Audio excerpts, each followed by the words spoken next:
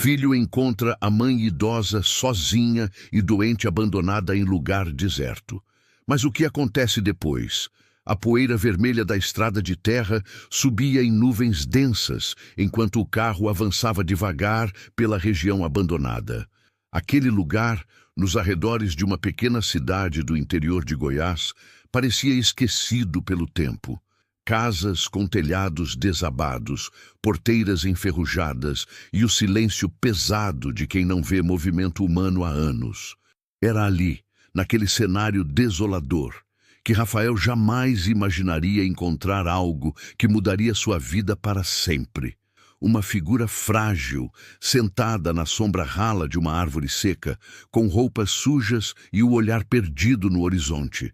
Quando ele parou o carro e seus olhos se encontraram com os dela, o coração quase saiu pela boca. Aquele rosto envelhecido, marcado pelo sol e pelo sofrimento, era impossível de esquecer. Era sua mãe, a mulher que ele não via há 15 anos. A mulher que ele achava que estivesse bem, morando com a irmã na capital. Mas ali estava ela, abandonada, doente, sozinha. E tudo o que ele acreditava sobre sua família estava prestes a desmoronar. Se essa história está mexendo com você, se inscreva no canal e deixe seu like para não perder nenhuma de nossas histórias. Comenta aí de qual cidade você está assistindo. Rafael segurava o volante com força enquanto dirigia pela BR-153, a rodovia que cortava o interior de Goiás como uma cicatriz cinzenta sobre a terra vermelha. O sol da tarde batia forte no para-brisa, criando reflexos que o obrigavam a apertar os olhos de vez em quando. O ar-condicionado do carro velho lutava para refrescar o ambiente, emitindo um barulho irritante que já fazia parte da trilha sonora das suas viagens de trabalho. Ele estava voltando de uma entrega em Anápolis, onde trabalhava como representante comercial de uma pequena empresa de ferragens. A vida não tinha sido fácil para Rafael. Aos 38 anos, ele carregava nas costas a responsabilidade de sustentar a esposa, Carla, e os 2 filhos, Mateus, de 12 anos, e Ana Clara, de 9. O salário era apertado, as contas sempre atrasadas, mas ele não desistia. Nunca desistiu. Enquanto dirigia, Rafael pensava na rotina cansativa que se repetia dia após dia.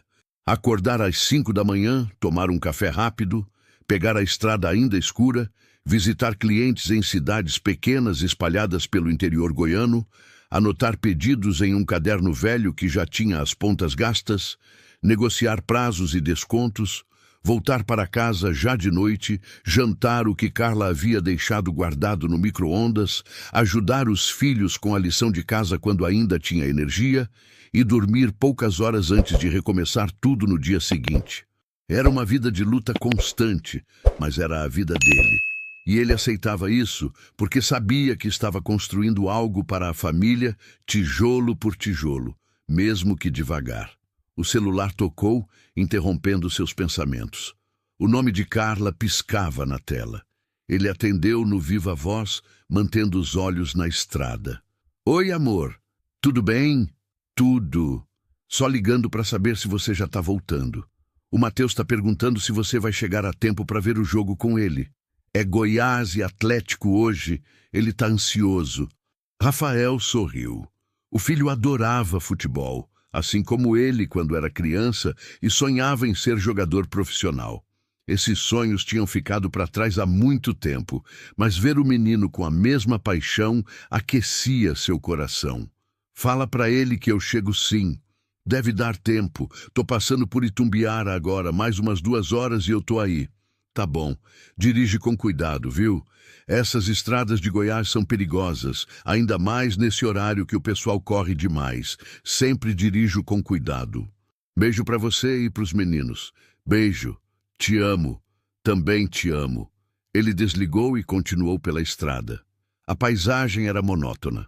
Pasto seco pela falta de chuva, algumas fazendas distantes com seus currais vazios, cerca de arame farpado se estendendo até onde a vista alcançava, placas indicando cidadezinhas que ele nunca tinha visitado e provavelmente nunca visitaria.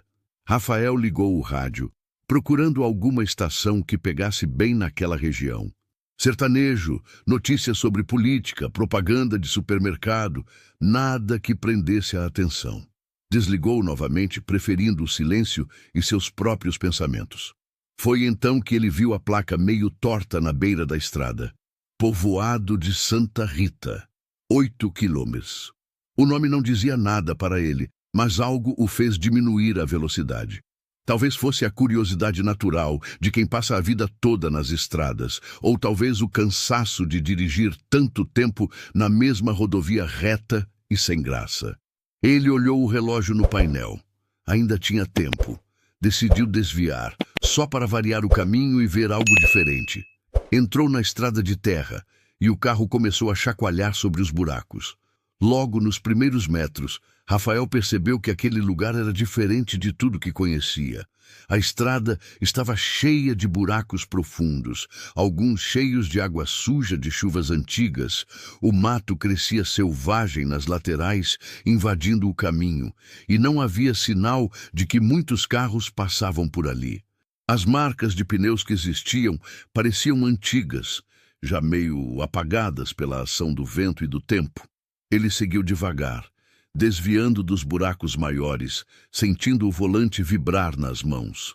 Depois de alguns minutos de estrada cada vez pior, começou a ver as primeiras construções, ou o que restava delas.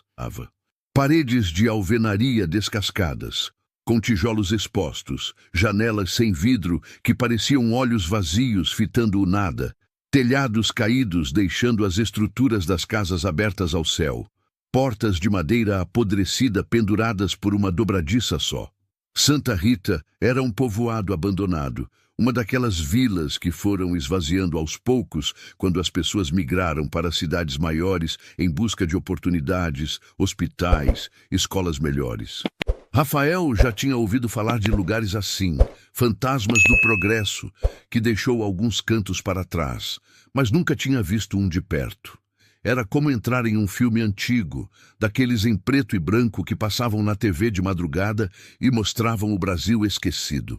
Ele parou o carro em frente a uma antiga venda que ainda tinha uma placa desbotada na fachada. A pintura azul original tinha se transformado em manchas claras e escuras, como se a própria construção estivesse se despedindo da vida. A porta estava entreaberta, balançando levemente com o vento quente que soprava, fazendo um barulho de madeira rangendo que dava arrepios. Rafael ficou ali, observando através do para-brisa. Havia algo profundamente triste naquele lugar, uma melancolia que pesava no ar como a umidade antes da tempestade. Pensou em seguir viagem, em voltar para a rodovia e esquecer aquele desvio, mas então viu algo se mexer do outro lado da rua empoeirada. Embaixo de uma árvore seca, dessas que já não dão mais frutos e servem apenas como sombra rala, havia uma pessoa sentada no chão. Rafael estreitou os olhos, tentando enxergar melhor contra a luz forte do sol da tarde que estava baixo no horizonte. Era uma mulher, idosa, pelo que ele podia ver mesmo de longe. Estava completamente imóvel, com a cabeça baixa, as mãos caídas no colo, como se estivesse dormindo ou simplesmente esperando algo que nunca chegaria. Rafael desligou o motor e saiu do carro. O silêncio era absoluto, quase opressor. Só se ouvia o vento que trazia o cheiro de terra seca e mato queimado, um cheiro que grudava na garganta. Ele caminhou devagar em direção à mulher, sentindo o coração acelerar sem entender exatamente por quê. Cada passo levantava uma pequena nuvem de poeira vermelha que grudava nos sapatos. A rua estava deserta, completamente vazia, sem sinal de vida humana além daquela figura solitária debaixo da árvore. Quando chegou mais perto, Rafael pôde ver melhor os detalhes que de longe passavam despercebidos. A mulher usava uma roupa que um dia foi um vestido florido, daqueles que as senhoras do interior costumam usar para ir à igreja aos domingos. Mas agora estava encardida pela sujeira acumulada, rasgada em alguns pontos, com manchas que podiam ser de terra ou de outras coisas que ele preferia não imaginar. Os cabelos grisalhos estavam completamente embaraçados, formando nós que provavelmente doíam. caindo sobre um rosto magro demais, marcado por rugas profundas que pareciam ter sido cavadas pela dor e pelo tempo. Ela tinha os olhos fechados e parecia não ter percebido a aproximação dele. "A senhora está bem?" Rafael perguntou, a voz hesitante, quase um sussurro, sem querer assustar. A mulher não respondeu, nem se mexeu. Ele se aproximou mais ainda, agachando-se na frente dela com cuidado, tentando ver se ela estava respirando. O peito subia e descia levemente. Estava viva. "A senhora precisa de ajuda? A senhora está me ouvindo?" Dessa vez, ela abriu os olhos muito devagar, como se as pálpebras pesassem toneladas. Eram olhos cansados, completamente apagados, sem brilho, como se tivessem visto coisas demais ao longo de uma vida inteira e agora estivessem apenas esperando o fim. Ela olhou para Rafael, sem parecer reconhecê-lo, sem dizer absolutamente nada. Apenas olhou, com aquela expressão vazia de quem já não espera mais nada da vida. E foi nesse momento exato que Rafael sentiu o chão literalmente desaparecer debaixo dos seus pés. Seu estômago revirou, a respiração falhou, as mãos começaram a tremer. Aqueles olhos. Ele conhecia aqueles olhos. Mesmo cansados, mesmo completamente apagados pela dor e pelo sofrimento, ele os conhecia. Porque eram exatamente os mesmos olhos que o embalaram quando era criança e tinha pesadelos, que o ensinaram a amarrar o sapato pela primeira vez com paciência infinita, que choraram quando ele saiu de casa pela primeira vez para morar com Carla. Eram os olhos da sua mãe. "Mãe?" A palavra saiu quase sem voz, um sussurro engasgado. A mulher continuou olhando para ele sem qualquer reação, como se não tivesse entendido ou não conseguisse processar a informação. Rafael sentiu as lágrimas queimarem nos olhos, turvando sua visão. "Mãe, é você? Dona Irene?" Ele pegou as mãos dela entre as suas. Estavam frias apesar do calor escaldante, ásperas como lixa, com a pele seca e rachada. A mulher piscou devagar, e uma única lágrima escorreu pelo rosto enrugado, deixando um rastro limpo na sujeira acumulada. Então, com uma voz tão fraca que era quase inaudível, rouca de desuso e desidratação, ela disse apenas uma palavra que confirmou o pior pesadelo de Rafael. "Rafael? É você, meu filho?" Rafael não conseguia acreditar no que estava vendo e ouvindo. Simplesmente não podia ser real. Sua mãe, Dona Irene, estava morando com sua irmã Patrícia em Goiânia, na capital. Era o que ele sabia, o que acreditava ser verdade. Era o que Patrícia sempre dizia quando ele ligava, 1 ou 2 vezes por ano, nos aniversários ou no Natal, perguntando como a mãe estava, se precisava de alguma coisa, se estava com saúde. "Ela tá bem, Rafael. Tá aqui comigo, tranquila. A gente tá se virando", era sempre a resposta da irmã, dita num tom que não convidava para mais perguntas. Mas ali estava ela, sua própria mãe, Dona Irene, com seus 73 anos, abandonada completamente sozinha em um povoado esquecido e deserto, visivelmente doente, suja, desidratada, parecendo não ter comido há dias. Rafael sentiu uma raiva tão intensa subir pela garganta que teve que fazer um esforço enorme para controlar. Queria gritar, queria socar alguma coisa, queria entender como isso era possível, mas precisava se controlar. Agora não era hora de sentir raiva ou buscar culpados. Era hora de agir, de cuidar, de salvar. "Mãe, o que a senhora está fazendo aqui nesse lugar? Quem foi que trouxe a senhora para cá?" Ele perguntou, tentando manter a voz calma, apesar do desespero.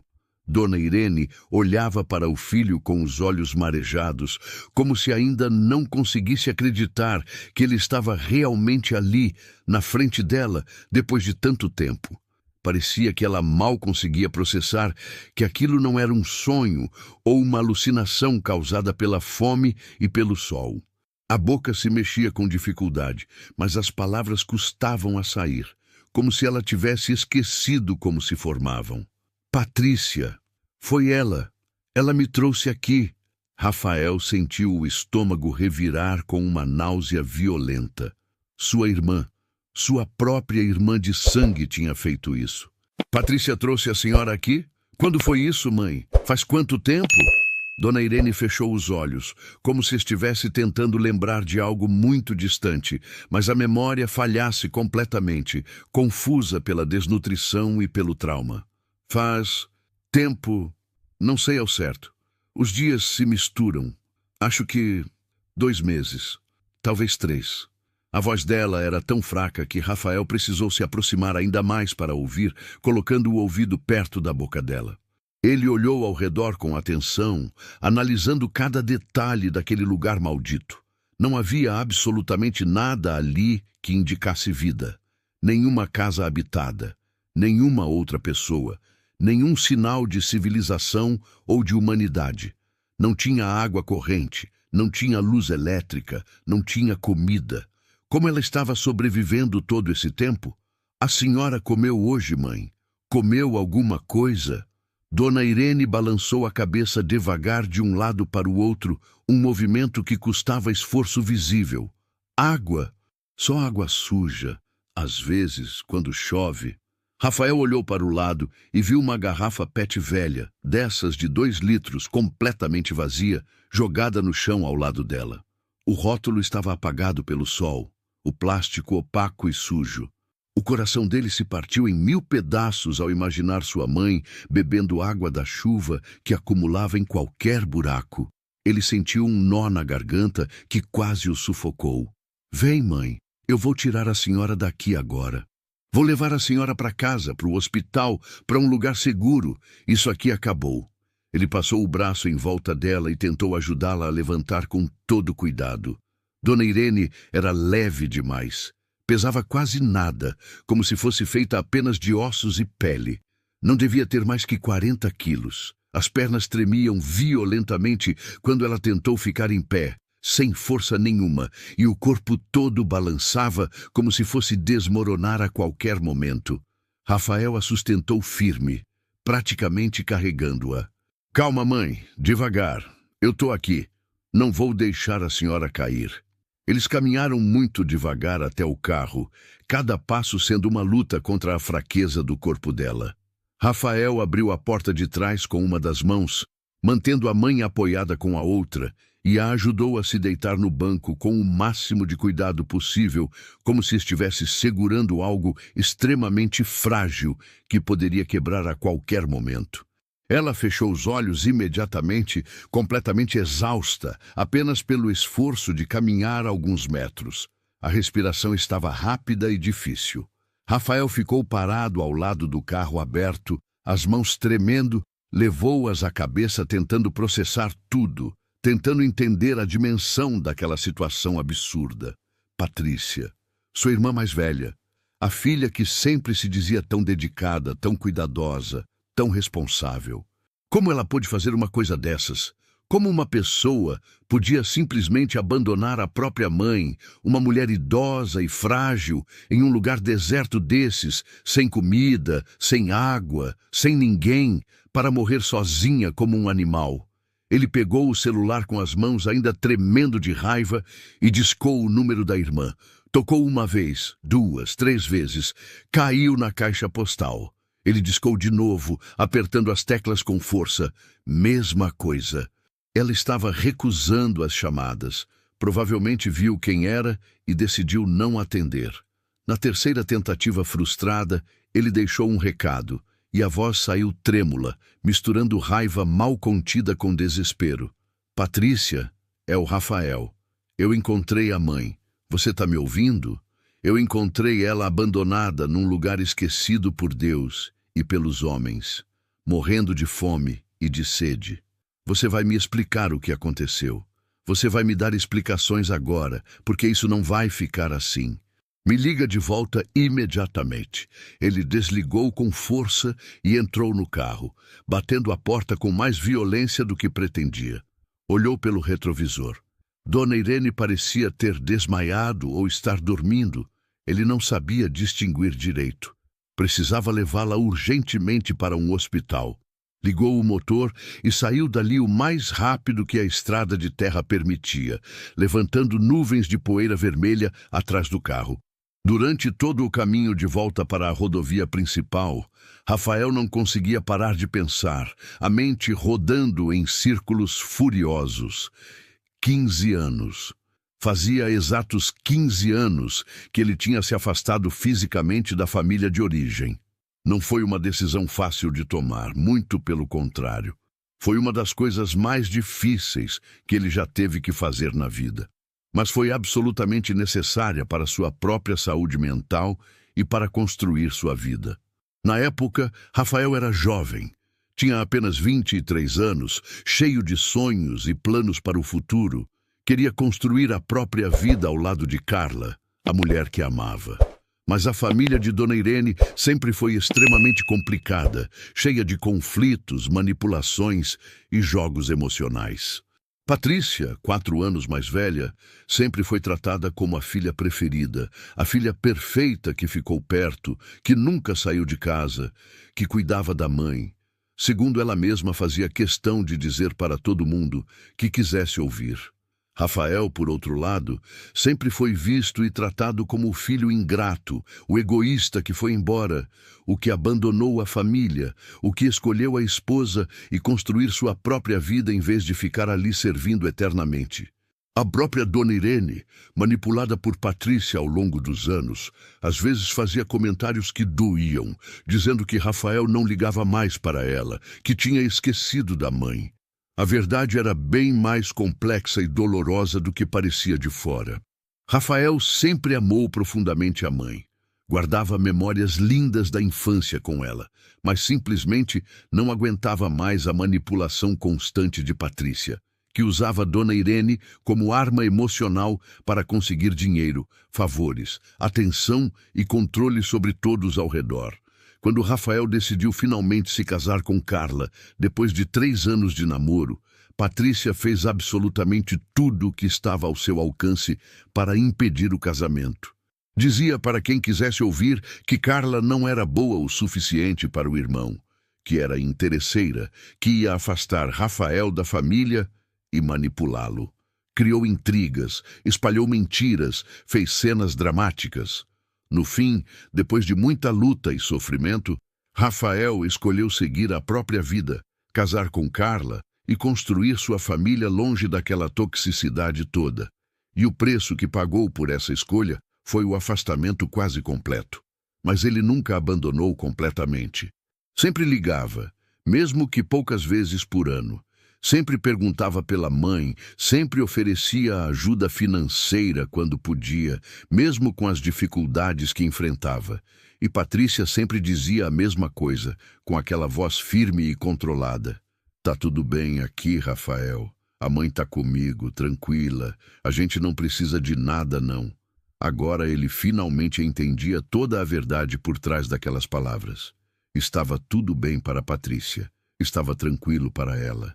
Porque ela tinha simplesmente se livrado do peso e da responsabilidade de cuidar da mãe idosa. Tinha se livrado do trabalho, dos gastos, das preocupações. Simplesmente abandonou Dona Irene para morrer sozinha em um lugar esquecido, onde ninguém nunca ia encontrar. Rafael chegou ao Hospital Regional de Itumbiara cerca de 40 minutos depois de sair do povoado maldito. Parou o carro bruscamente na entrada da emergência, deixando-o atravessado mesmo, e correu para dentro gritando: "Preciso de ajuda urgente! Minha mãe, ela está muito mal. Acho que está desidratada, desnutrida." 2 enfermeiros de plantão vieram rapidamente empurrando uma maca com rodinhas. Rafael abriu a porta de trás do carro e eles colocaram Dona Irene em cima com cuidado, mas com rapidez profissional. Ela ainda estava inconsciente, a respiração fraca e irregular. "O senhor é filho dela?" perguntou uma enfermeira jovem, já preparando os primeiros procedimentos. "Sou sim. Eu encontrei ela abandonada num lugar deserto. Ela deve estar há semanas sem comer direito, só bebendo água quando chovia." A enfermeira anotou as informações rapidamente em uma prancheta, enquanto já começavam a levar Dona Irene para dentro correndo. O senhor vai precisar preencher uma ficha com os dados dela na recepção. Mas fique tranquilo, a gente vai cuidar bem dela.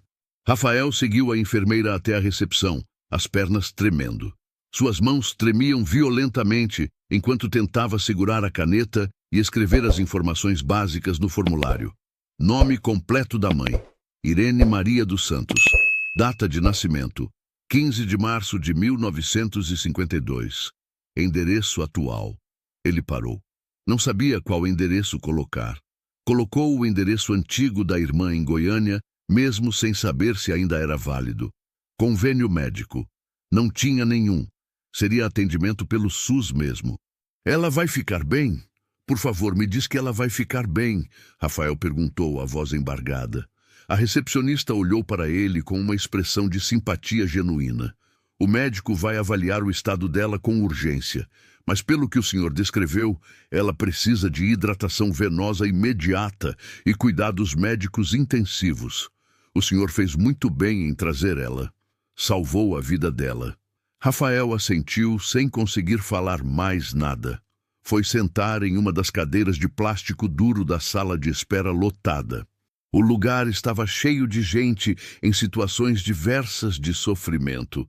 Mães com crianças pequenas no colo, algumas chorando, idosos com expressões de dor segurando partes do corpo, um homem jovem com a mão enfaixada em um pano sujo de sangue, uma mulher grávida parecendo muito desconfortável.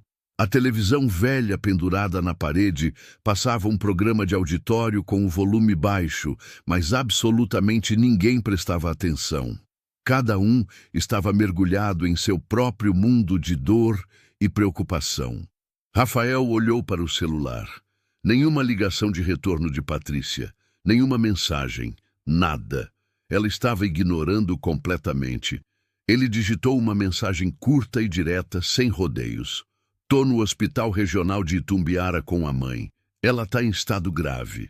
Se você tiver um pingo de consciência ou de vergonha na cara, aparece aqui para dar explicações. Enviou. Viu que a mensagem foi entregue imediatamente, mas não foi lida. Ou ela estava mesmo sem ver o celular, ou estava deliberadamente ignorando. Passou uma hora inteira que pareceu durar uma eternidade. Depois 2 horas, que arrastaram como se o tempo tivesse ficado pesado. Rafael estava destruído de ansiedade, levantando a cada 5 minutos para perguntar na recepção se havia notícias, se alguém podia dizer alguma coisa sobre o estado da mãe. Finalmente, um médico jovem, aparentando uns 30 e poucos anos, com jaleco branco já manchado e olheiras profundas de quem estava há horas no plantão, apareceu na porta e chamou em voz alta: familiar da senhora Irene Maria dos Santos. Rafael se levantou tão rápido que quase tropeçou nos próprios pés, sentindo uma tontura momentânea. Sou eu, sou o filho. Como ela tá, doutor? Por favor, me diz que ela vai ficar bem. O médico fez um sinal para que ele o acompanhasse até um corredor lateral mais reservado, longe dos ouvidos curiosos da sala de espera lotada. Quando estavam relativamente isolados, ele começou a falar num tom profissional, mas humano. Sua mãe está estabilizada no momento. A gente conseguiu estabilizar os sinais vitais dela. Ela estava em um quadro muito sério de desidratação severa e desnutrição avançada. Já colocamos soro fisiológico e glicose por via intravenosa e estamos fazendo todos os exames necessários para avaliar o estado geral dela. Ela também apresenta sintomas claros de uma infecção respiratória bastante séria, muito provavelmente uma pneumonia bacteriana. Vamos precisar interná-la por no mínimo 1 semana, talvez 10 dias, depende da evolução do quadro. Rafael respirou fundo, tentando processar todas essas informações técnicas. Pelo menos ela estava viva. Pelo menos estava sendo cuidada. Mas ela vai ficar bem? Vai se recuperar completamente? O médico hesitou por um breve momento antes de responder, escolhendo as palavras com cuidado.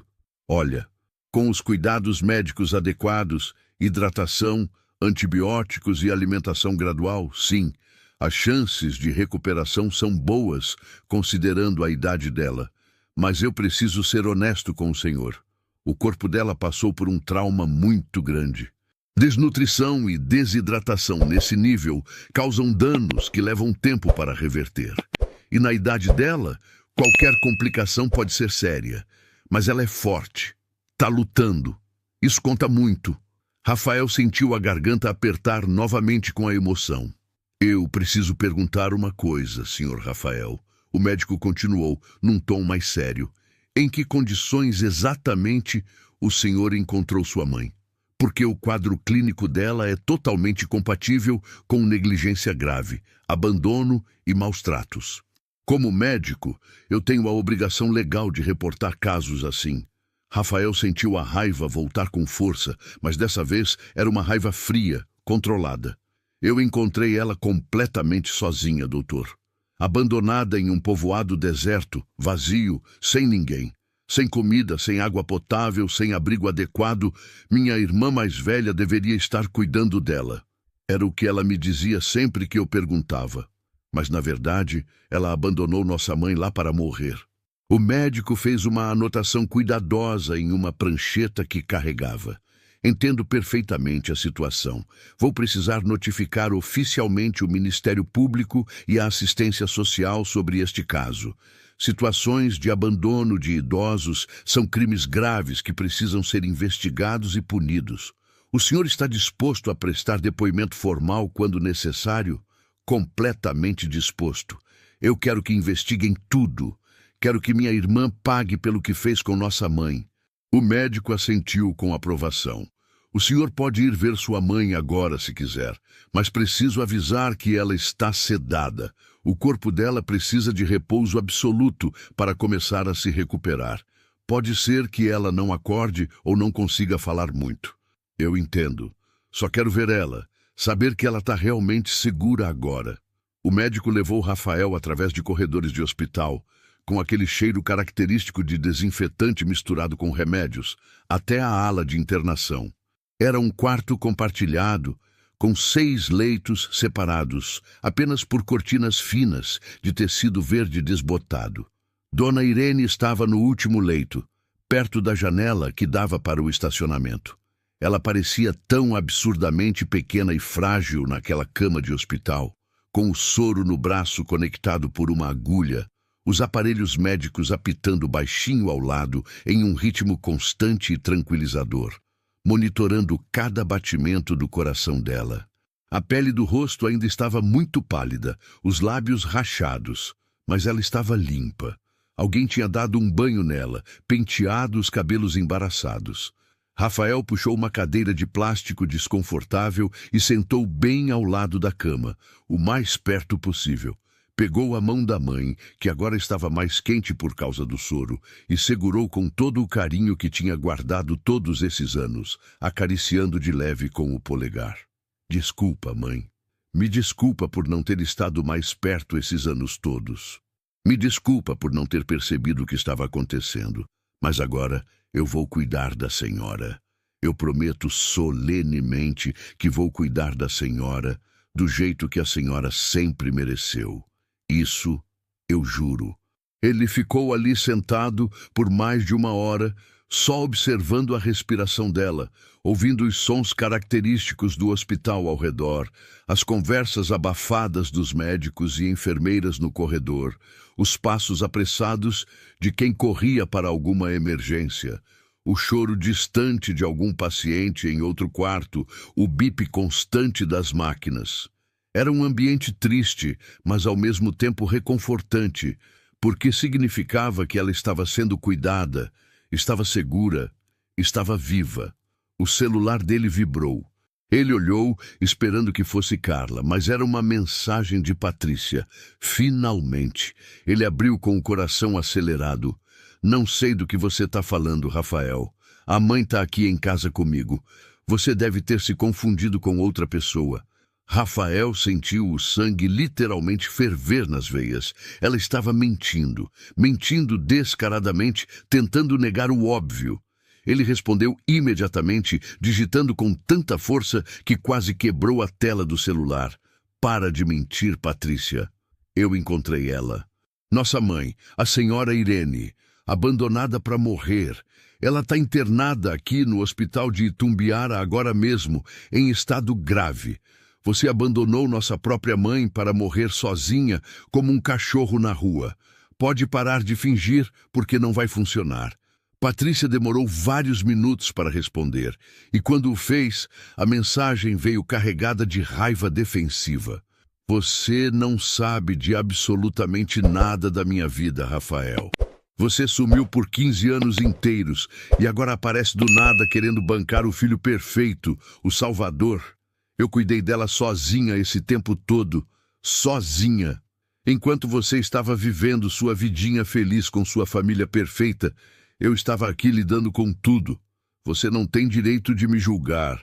Rafael respirou fundo várias vezes antes de responder, tentando controlar a raiva que ameaçava explodir.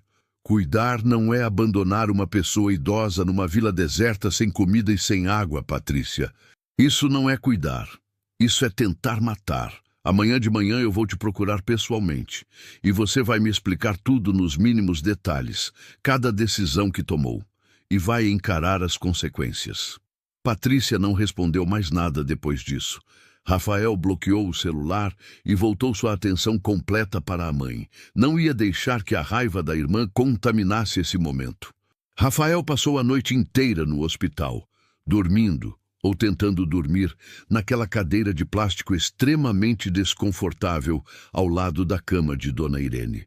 Acordava a cada pequeno barulho, a cada movimento que ela fazia, a cada alteração no ritmo dos aparelhos médicos. De madrugada, por volta das 3 horas, uma enfermeira noturna veio trocar o soro e verificar os sinais vitais, anotando tudo em uma prancheta médica. O senhor é um bom filho, ela disse baixinho, para não acordar os outros pacientes do quarto, sorrindo com simpatia genuína. Não é todo dia que a gente vê alguém ficando aqui a noite toda desse jeito. A maioria vai embora depois da visita. Rafael não se sentia nada como um bom filho naquele momento. Se fosse realmente bom, teria percebido antes o que estava acontecendo. Teria insistido mais em visitar, mesmo morando longe. Teria desconfiado quando Patrícia começou a ficar evasiva nas respostas. Mas ele tinha simplesmente acreditado nas palavras da irmã, tinha assumido que estava tudo bem, e isso quase custou a vida da mãe.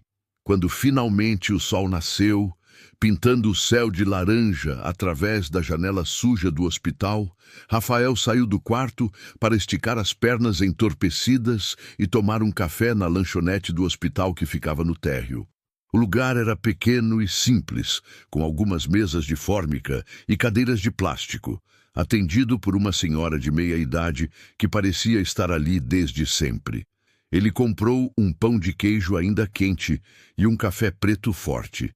Sentou em uma mesa perto da janela e olhou para a cidade de Itumbiara, acordando devagar. Carros começando a passar com mais frequência, pessoas indo trabalhar com expressões cansadas, lojas abrindo as portas, a vida seguindo seu curso normal e indiferente, como se nada de extraordinário tivesse acontecido. Mas para Rafael, absolutamente tudo tinha mudado nas últimas 24 horas. Ele não podia mais fingir que não sabia da situação. Não podia mais delegar toda a responsabilidade para a irmã e lavar as mãos. Dona Irene era mãe dele também. Não importava quanto tempo tivesse passado. Não importava o quanto eles tinham se afastado. Ela o criou, cuidou dele quando criança, fez sacrifícios por ele. E ele tinha falhado completamente com ela quando ela mais precisava. Voltou para o quarto meia hora depois. Dona Irene estava acordada, deitada de lado, olhando pela janela com uma expressão distante e melancólica. Quando percebeu a presença dele, virou a cabeça devagar e um pequeno sorriso cansado apareceu no rosto marcado. "Bom dia, mãe. Como a senhora dormiu? Melhor do que nos últimos meses inteiros, meu filho. Essa cama é muito mais confortável que o chão duro." A voz dela estava um pouco mais firme do que ontem, o que era um bom sinal. O soro e os medicamentos estavam fazendo efeito. "Tá sentindo dor em algum lugar?" um pouco no peito quando respiro fundo, mas nada insuportável. Os remédios que eles estão me dando ajudam muito. Rafael puxou a cadeira para mais perto e se sentou, pegando a mão dela entre as suas. Mãe, eu preciso que a senhora me conte tudo o que aconteceu, desde o começo. Como foi que a senhora foi parar naquele lugar horrível? Dona Irene respirou fundo, reunindo forças para reviver memórias dolorosas. Os olhos ficaram marejados, mas ela piscou várias vezes para conter as lágrimas. Depois que você casou e foi morar longe, eu fiquei morando com a Patrícia no apartamento dela, em Goiânia. No começo, ela realmente cuidava bem de mim, filho. Juro que cuidava. Me levava no médico, comprava meus remédios, fazia comida. A gente até conversava bastante. Mas com o passar do tempo, as coisas foram mudando. Ela começou a reclamar de tudo. Dizia que eu dava muito trabalho, que ela não tinha mais vida própria por minha causa, que tinha perdido o namorado porque ele não aguentava ter uma sogra morando junto. Começou a me tratar mal, sabe? Com impaciência, com rispidez. Um dia, ela começou a falar sério que ia me colocar num asilo público. Eu fiquei apavorada. Tenho muito medo de asilos, sempre tive. Rafael apertou a mão dela com mais força, encorajando-a a continuar. Faz uns 3 meses, mais ou menos, ela chegou em casa e disse que ia me levar para passar um tempo na casa de uma amiga dela, que morava no interior de Goiás. Disse que essa amiga era enfermeira aposentada e que ia ser bom para mim, que eu ia descansar, respirar ar puro, ficar longe da poluição da cidade grande. Eu não queria ir, mas ela insistiu tanto, disse que era só por umas semanas. A gente pegou o carro dela e viajou por horas. Mas quando chegou naquele lugar, naquele povoado abandonado, não tinha amiga nenhuma, não tinha ninguém. Ela me tirou do carro, me deixou debaixo daquela árvore com uma garrafinha de água e uma sacolinha com uns pães e foi embora sem olhar para trás. Eu gritei, chorei, implorei, mas ela não voltou. Simplesmente acelerou e desapareceu numa nuvem de poeira. As lágrimas agora escorriam livremente pelo rosto de Dona Irene, e Rafael também não conseguia segurar as suas. Ele se levantou e abraçou a mãe com todo cuidado, para não machucar ou desconectar os fios.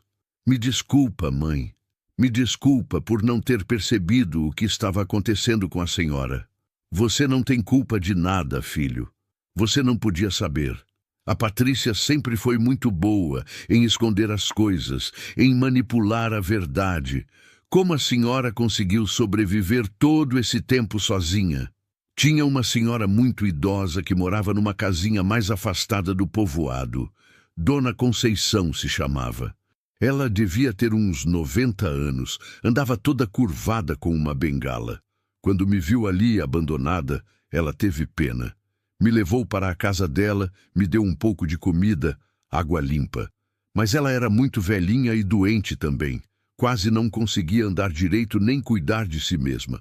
A gente se ajudava como podia. Ela dividia comigo o pouquinho que tinha, que era quase nada. Mas faz uns 15 ou 20 dias que eu não vejo mais a Dona Conceição. Fui na casa dela e encontrei tudo fechado. Acho que ela morreu, meu filho. Morreu sozinha ali, e eu não pude fazer nada para ajudar.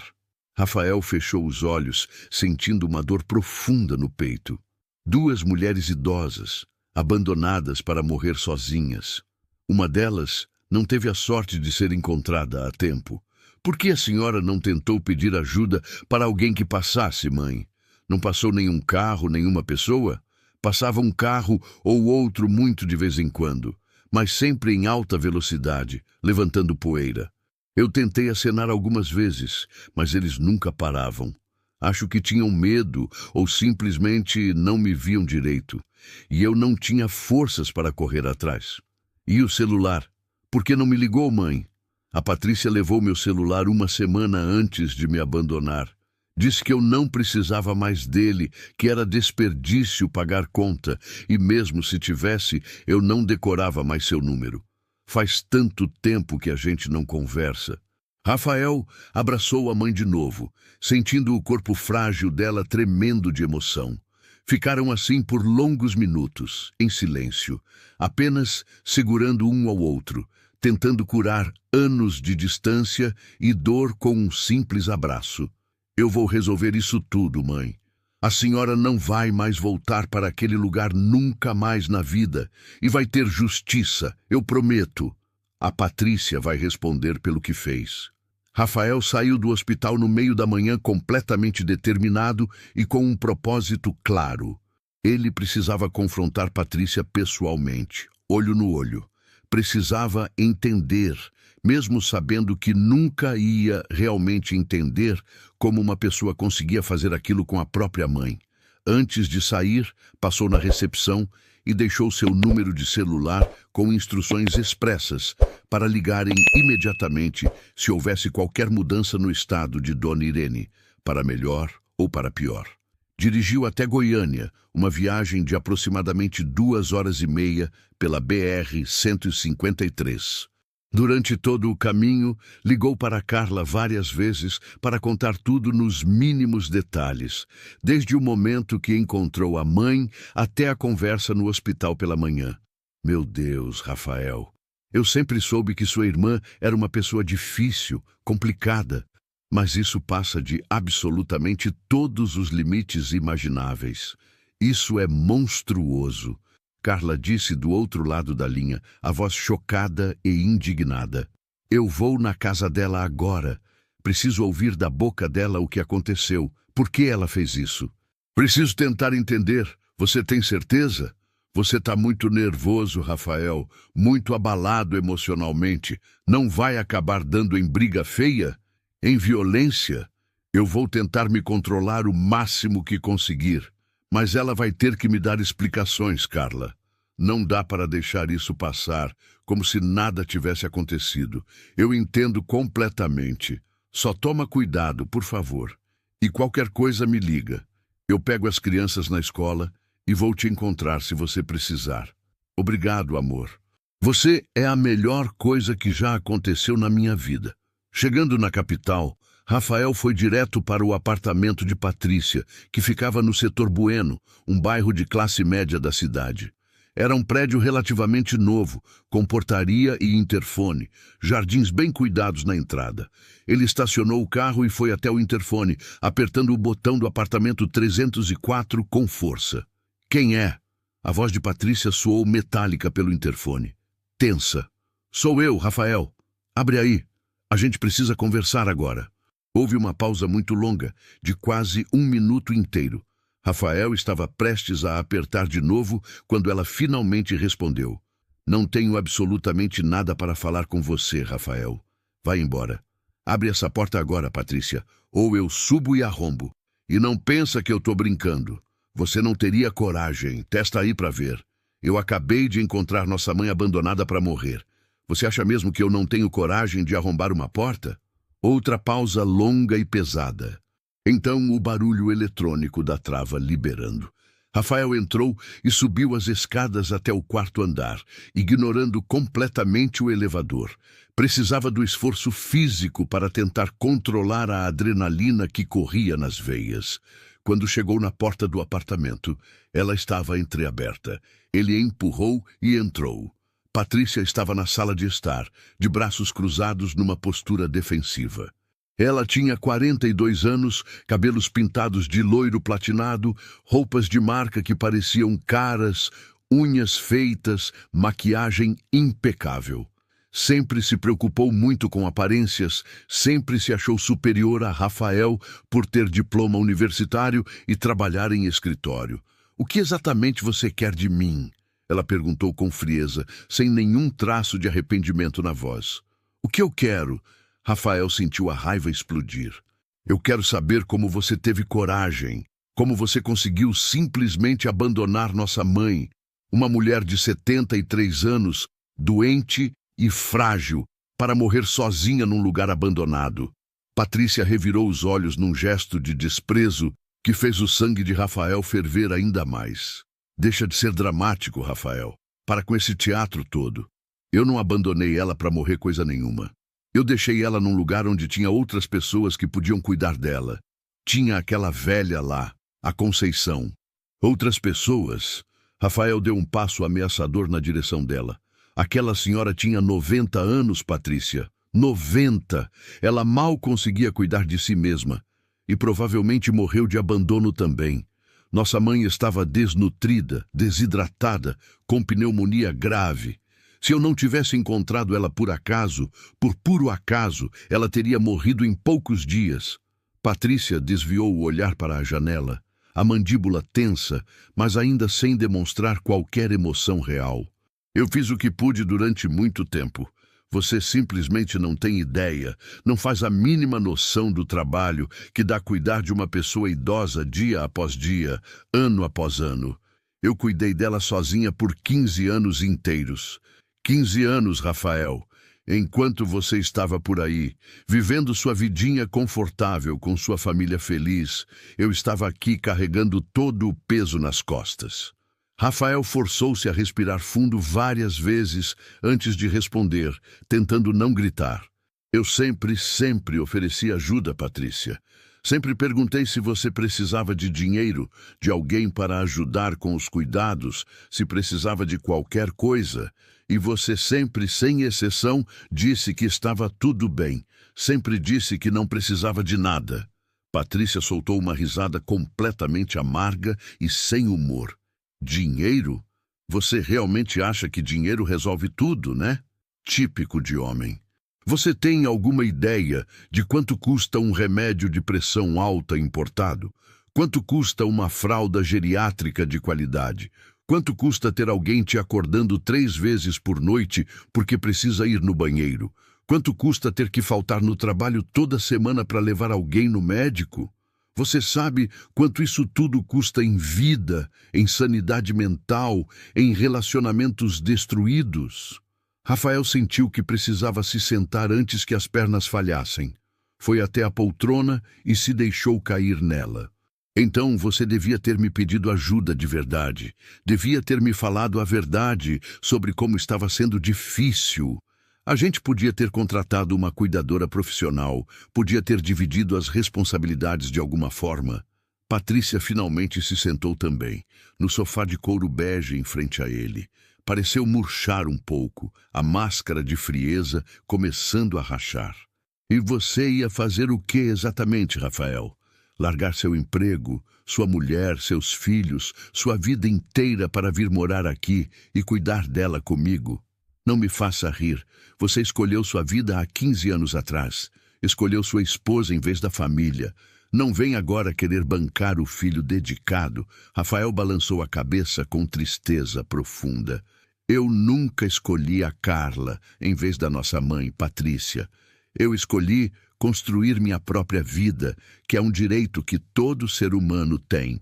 O problema é que você sempre usou a mãe como arma de manipulação emocional.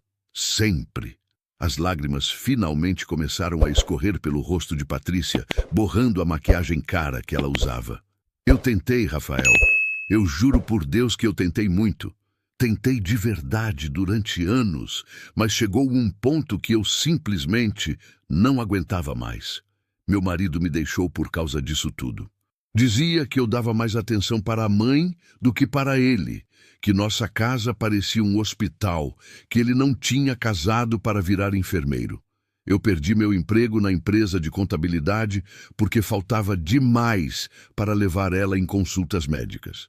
Eu estava me afundando financeiramente, emocionalmente, psicologicamente. Eu estava literalmente me afogando e não via saída. Rafael sentiu uma pontada de algo que poderia ser pena, mas a raiva ainda era muito maior. E você achou que a única solução possível, era abandonar nossa mãe em um lugar deserto para morrer? Isso era a única alternativa que você enxergava? Patrícia limpou as lágrimas com as costas da mão, manchando ainda mais a maquiagem.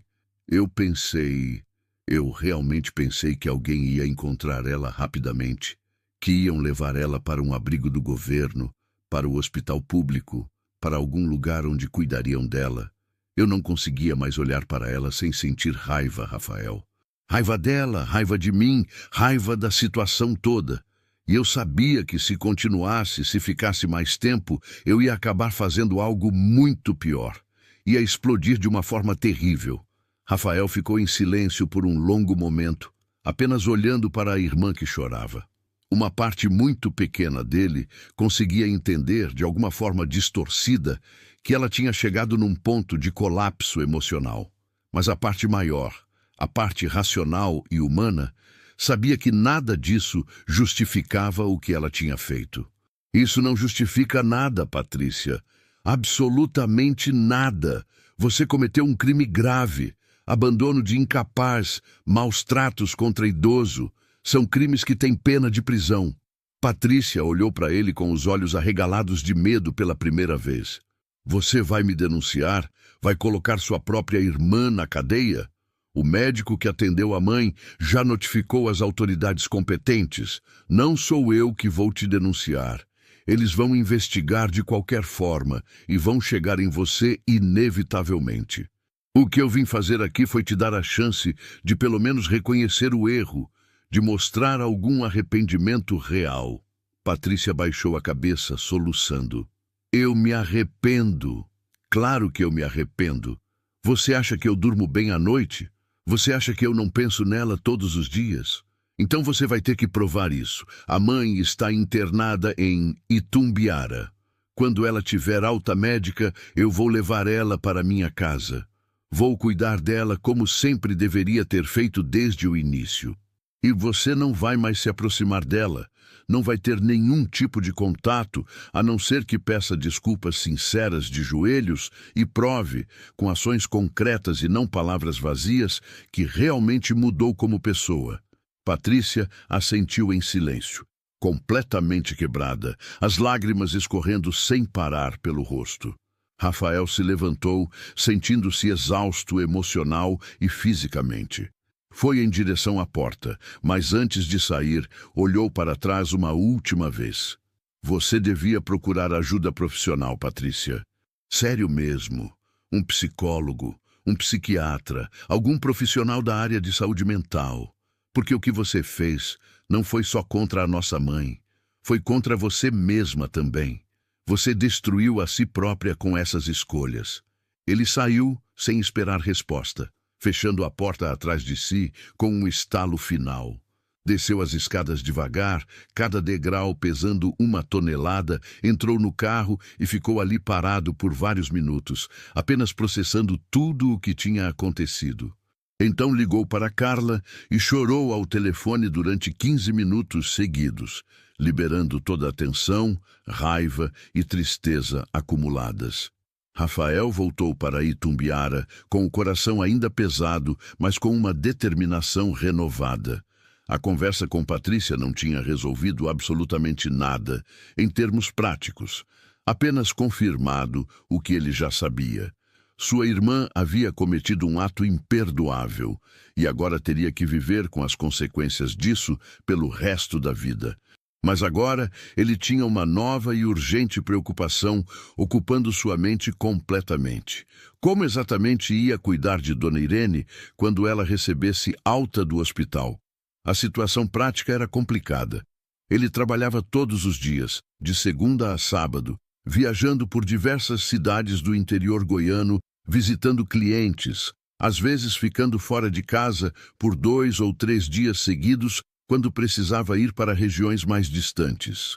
Carla também tinha seu emprego fixo em uma loja de roupas femininas, no centro de Itumbiara, onde trabalhava das 9 da manhã às 6 da tarde de segunda a sábado. E os filhos, Mateus e Ana Clara, estudavam em período integral na escola municipal, saindo de casa às 7 da manhã e voltando apenas às 5 da tarde. A casa ficava vazia o dia inteiro. Não seria possível deixar Dona Irene sozinha nesse estado de fragilidade. Ela precisava de cuidados constantes, supervisão médica, ajuda para tomar banho, se alimentar, tomar os remédios nos horários certos. Quando chegou ao hospital já era final de tarde. Encontrou Dona Irene acordada, sentada na cama com alguns travesseiros extras nas costas para apoio, tomando um caldo ralo de legumes que a equipe de nutrição do hospital havia preparado. Ela sorriu ao ver o filho e Rafael percebeu com alívio que o rosto dela já estava com um pouco mais de cor, um pouco menos cadavérico do que ontem. Como está se sentindo hoje, mãe? Bem melhor, filho. Consegui comer um pouco de mingau de aveia no café da manhã e agora esse caldinho. O médico passou aqui mais cedo e disse que estou evoluindo bem, que os antibióticos estão fazendo efeito na pneumonia. Que ótima notícia! Rafael puxou a cadeira que já estava se tornando familiar e sentou ao lado dela. A senhora conseguiu dormir bem? Dormi sim. Tive alguns pesadelos com aquele lugar horrível, mas toda vez que acordava assustada e via que estava aqui, segura, com você por perto, conseguia voltar a dormir. Rafael pegou a mão dela e ficou ali em silêncio por alguns minutos, apenas fazendo companhia, enquanto ela terminava de tomar o caldo devagar, uma colherada de cada vez. Quando ela terminou, ele começou a pensar em voz alta, compartilhando suas preocupações. Mãe, eu tenho pensado muito sobre o que vai acontecer quando a senhora receber alta daqui. Eu quero muito levar a senhora para morar comigo, com a Carla e as crianças. Mas eu fico preocupado porque a gente trabalha o dia todo, a casa fica vazia. A senhora vai precisar de alguém para ajudar, principalmente no começo da recuperação. Dona Irene acariciou a mão do filho com ternura. Eu não quero ser um peso na vida de vocês, meu filho. Vocês já têm suas próprias dificuldades, suas contas para pagar. Eu posso me virar. Não precisa se preocupar tanto. A senhora nunca, nunca vai ser um peso para mim. A senhora é minha mãe. Cuidar da senhora é minha obrigação e também meu privilégio. Eu só preciso organizar as coisas direito. Naquela noite, depois de sair do hospital, Rafael teve uma longa conversa com Carla em casa. Os dois sentaram à mesa da cozinha depois que as crianças foram dormir, com canetas e papel, planejando cada detalhe. Fizeram contas, analisaram o orçamento familiar, que já era apertado, pensaram em todas as possibilidades. A gente vai precisar de uma cuidadora durante o dia, Carla disse, sempre prática e organizada. Alguém que fique com ela enquanto a gente trabalha, que ajude com banho, medicação, comida. Mas a gente não tem dinheiro no orçamento para contratar alguém assim. Rafael respondeu, olhando para os números anotados no papel que simplesmente não fechavam. E a aposentadoria dela? Ela recebe, não recebe? Rafael tinha esquecido completamente desse detalhe no meio de toda a confusão emocional. Ligou imediatamente para Patrícia, mesmo sendo já tarde da noite. Ela atendeu na segunda tentativa, a voz embargada como se estivesse chorando. O que você quer agora, Rafael? Quero saber sobre a aposentadoria da mãe. Onde exatamente está sendo depositada? Em qual conta bancária? Patrícia hesitou por um longo momento antes de responder e Rafael já sabia que não ia gostar do que ia ouvir. Está sendo depositada na minha conta corrente. Eu uso o dinheiro para pagar as despesas que tive com ela todos esses anos. Rafael sentiu a raiva subir de novo, mas tentou manter a calma, respirando fundo várias vezes. Então você vai transferir essa aposentadoria para uma conta no nome dela imediatamente, agora. Amanhã mesmo, na primeira hora da manhã, você vai no banco e resolve isso. Não é tão simples assim, Rafael. Tem burocracia, documentação, eu não quero ouvir desculpas. Ou você faz isso voluntariamente, ou eu vou atrás dos meus direitos legais. Vou contratar um advogado, vou mover uma ação judicial e aí vai ser bem pior para você. Além de responder criminalmente por abandono, vai responder também por apropriação indevida de benefício de idoso. Escolhe. Tá bom, Patrícia disse a voz derrotada. Eu vou resolver isso amanhã. Juro. Patrícia desligou sem se despedir.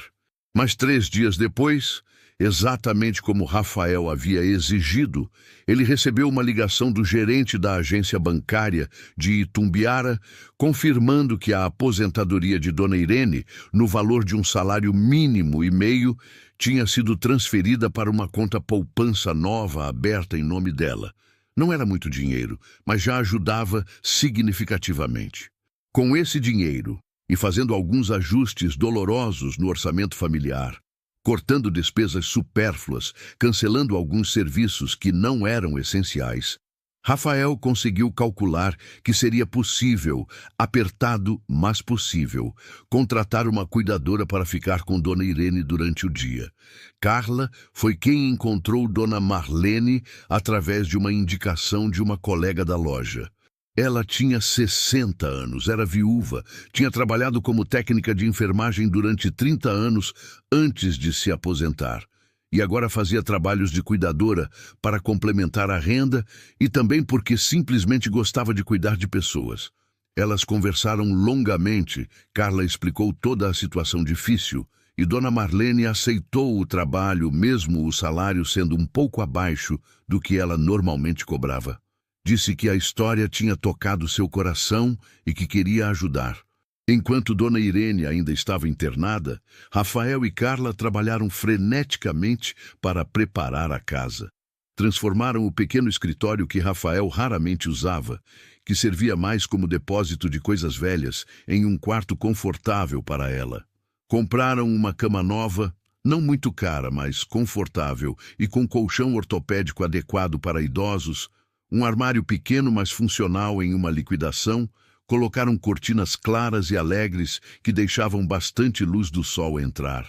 Carla, que sempre teve bom gosto para decoração mesmo sem dinheiro, ajudou a deixar o espaço acolhedor com plantas, algumas fotos antigas da família emolduradas que ela encontrou guardadas em caixas, um tapete macio.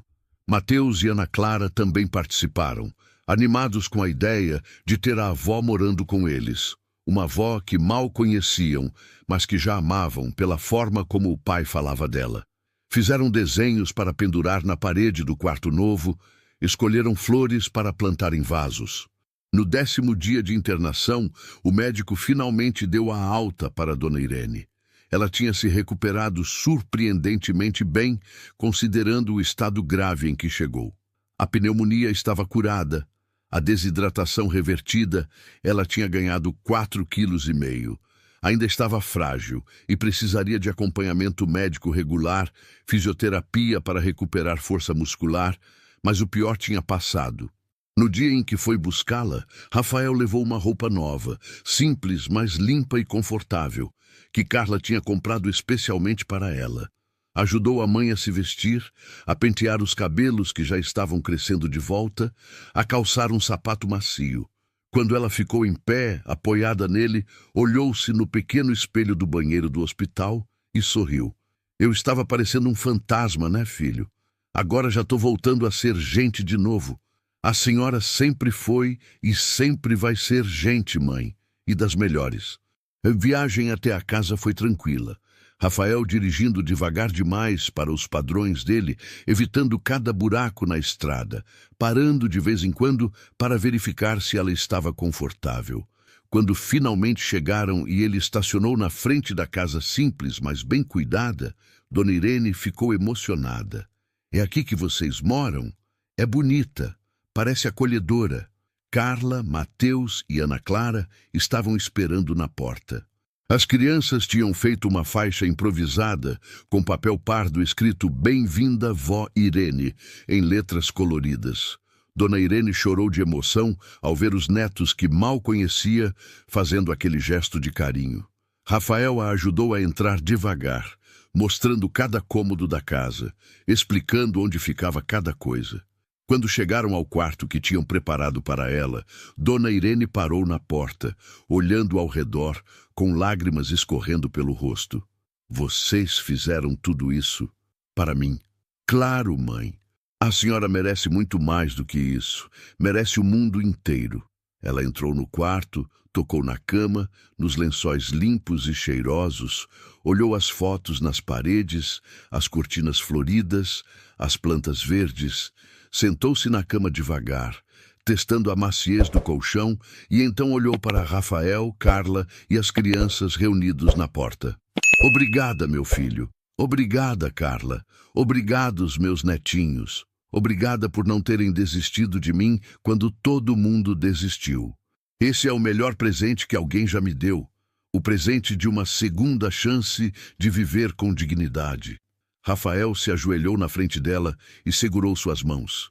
Eu nunca vou desistir da senhora mãe. Isso eu prometo solenemente. Os primeiros dias com Dona Irene morando na casa foram um período intenso de adaptação para todos os membros da família.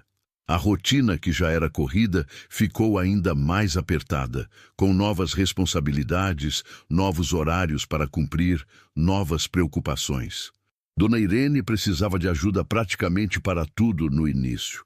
Para tomar banho, precisava de auxílio para não escorregar no box. Para se vestir, ela não conseguia alcançar os botões das costas nem amarrar os sapatos. Para comer certas refeições, precisava que alguém cortasse a comida em pedaços menores, porque suas mãos ainda tremiam muito. Rafael e Carla se revezavam em turnos cuidadosamente planejados. Ele acordava às 5 da manhã, meia hora mais cedo do que costumava, para preparar e dar os medicamentos da mãe antes de sair para trabalhar. Eram 6 comprimidos diferentes que ela precisava tomar em jejum com bastante água. Carla ficava responsável pelo café da manhã reforçado, ajudava a Dona Irene a tomar banho e se vestir, garantia que ela estava confortável antes de sair para o trabalho. Dona Marlene chegava pontualmente às 7 da manhã, todos os dias de segunda a sexta-feira. Era uma bênção, uma verdadeira dádiva na vida deles. Ela tinha uma paciência infinita, um jeito carinhoso, mas firme de lidar com pessoas idosas, fruto de décadas de experiência na área de saúde. Conversava durante horas com Dona Irene, fazia companhia, preparava almoços leves e nutritivos, seguindo à risca as recomendações da nutricionista do hospital. Ajudava com exercícios simples de fisioterapia que o médico tinha recomendado para ela recuperar força muscular e mobilidade. Os filhos também ajudavam cada um à sua maneira, conforme suas capacidades e idades. Mateus, o mais velho e responsável, lia o jornal em voz alta para a avó todas as tardes, quando chegava da escola. Contava histórias da escola, das aulas, dos amigos, do time de futebol. Ana Clara, mais criativa e artística, mostrava seus desenhos, cantava músicas que aprendia na escola, penteava com muito cuidado os cabelos grisalhos da avó, deixando-a se sentir bonita e cuidada. Mas Rafael percebia, mesmo com toda a ajuda e boa vontade de todos, que aquilo estava sendo pesado demais para sustentar a longo prazo. Ele estava fisicamente exausto, dormindo apenas 4 ou 5 horas por noite, trabalhando o dia inteiro, chegando em casa tarde. Ainda tinha que ajudar com os cuidados da mãe e dar atenção mínima aos filhos. Carla também estava no limite, fazendo malabarismos entre o trabalho, a casa, as crianças e Dona Irene. Eles praticamente não tinham mais tempo para conversar entre si, para ter um momento a sós como casal, para respirar. Uma noite, depois que todos já estavam dormindo, Rafael e Carla sentaram na varanda pequena dos fundos da casa, cada um com uma xícara de café fraco e quente nas mãos, apenas aproveitando 15 minutos de silêncio e paz. A gente não vai aguentar muito tempo assim, Carla disse baixinho, a voz carregada de cansaço. Não é sustentável, amor. A gente precisa de mais ajuda ou vai acabar adoecendo também. Eu sei que tá pesado demais, mas eu não posso abandonar ela, Carla. Não posso. Ninguém tá falando em abandonar ninguém. Ela segurou a mão dele com carinho. Mas talvez a gente precise pensar em opções. Tipo, aumentar as horas da Dona Marlene, talvez contratar alguém para os fins de semana também. A gente mal consegue pagar ela 5 dias por semana. Não dá para aumentar mais. Eles ficaram em silêncio, pensando, tentando encontrar soluções onde não pareciam existir. Foi exatamente nesse momento de incerteza e preocupação que algo inesperado e devastador aconteceu. Na semana seguinte, Rafael recebeu uma ligação do médico que tinha cuidado de Dona Irene durante a internação no hospital. A voz dele estava séria, profissional, mas com um toque de compaixão humana. Senhor Rafael, é o Dr. Henrique do Hospital de Itumbiara. Preciso falar com o senhor urgentemente sobre um assunto bastante delicado e importante relacionado à saúde de sua mãe. Rafael sentiu o estômago afundar imediatamente. Aquela sensação terrível de que algo ruim estava prestes a ser revelado. Pode falar, doutor. O que aconteceu? Ela piorou? Não exatamente. Quando sua mãe deu entrada aqui, em estado grave, nós fizemos uma bateria completa de exames de rotina e de investigação para identificar todas as condições médicas dela. E um desses exames, um raio-x de tórax que fizemos por causa da pneumonia, detectou algo que precisa ser investigado mais profundamente com urgência. Ela apresenta uma massa, um nódulo considerável no pulmão direito que não parecia estar lá por causa da infecção. Rafael sentiu todo o sangue drenar do rosto. As mãos começaram a tremer segurando o celular. Tumor? O senhor está dizendo que pode ser câncer? É uma possibilidade real que não podemos ignorar. Preciso que o senhor traga ela o mais rápido possível para fazer exames mais específicos, mais detalhados. Uma tomografia computadorizada de alta resolução e possivelmente uma biópsia. Pode ser algo benigno, um nódulo simples sem gravidade, mas precisamos investigar adequadamente.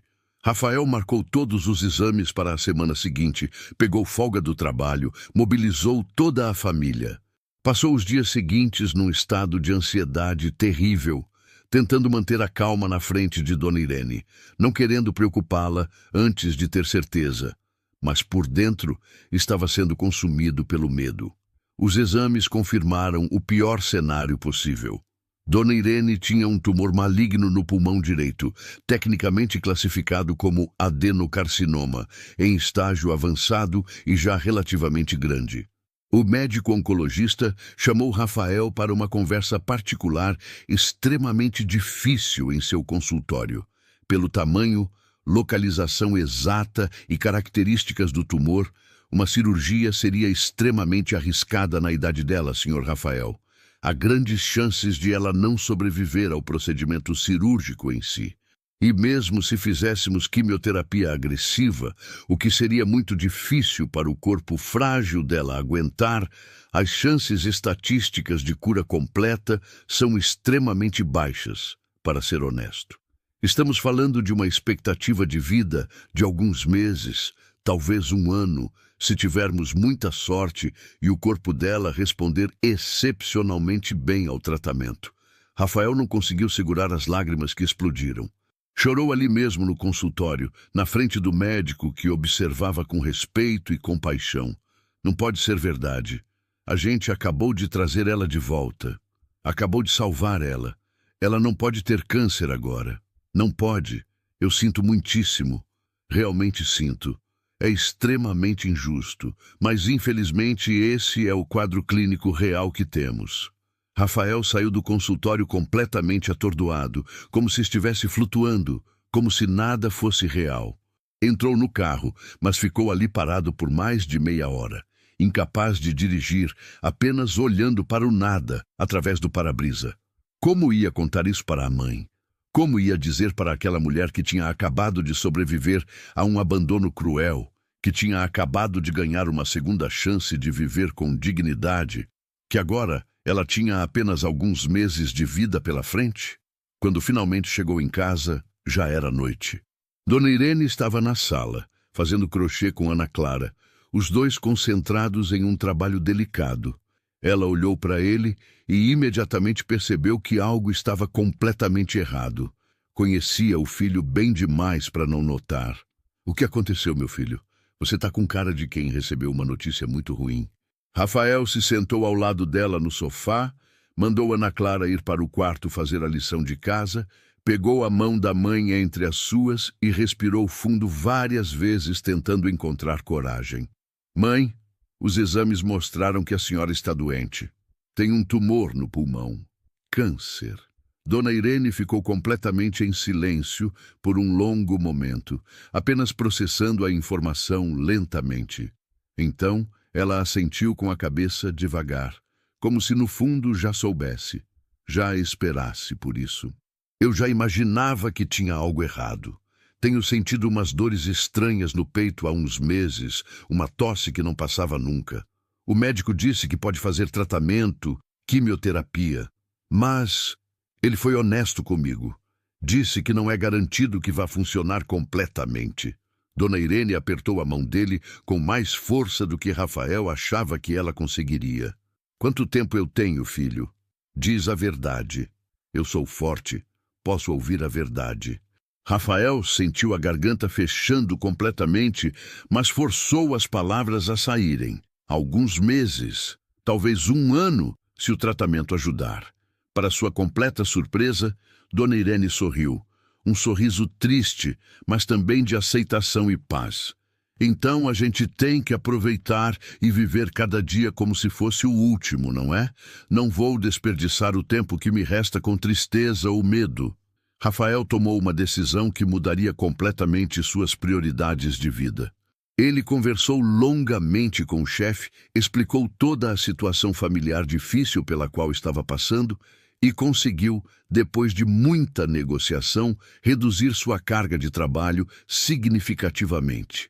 Passaria a trabalhar apenas 3 dias por semana, terça, quarta e quinta, em vez dos 6 dias que trabalhava antes. Obviamente, seu salário também seria reduzido proporcionalmente, o que ia apertar ainda mais o orçamento já apertado, mas ele não se importava.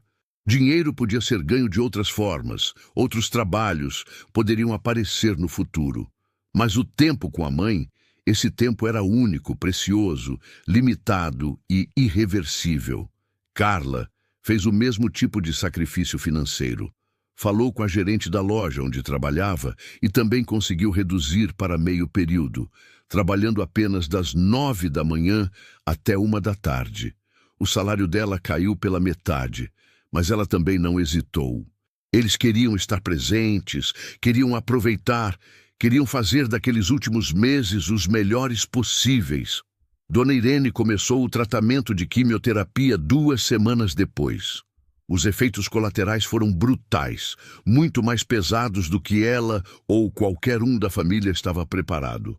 Ela vomitava constantemente, perdia todo o apetite mesmo com os remédios antináusea. Ficava enjoada o dia inteiro, com fraqueza extrema que a deixava de cama por dias depois de cada sessão.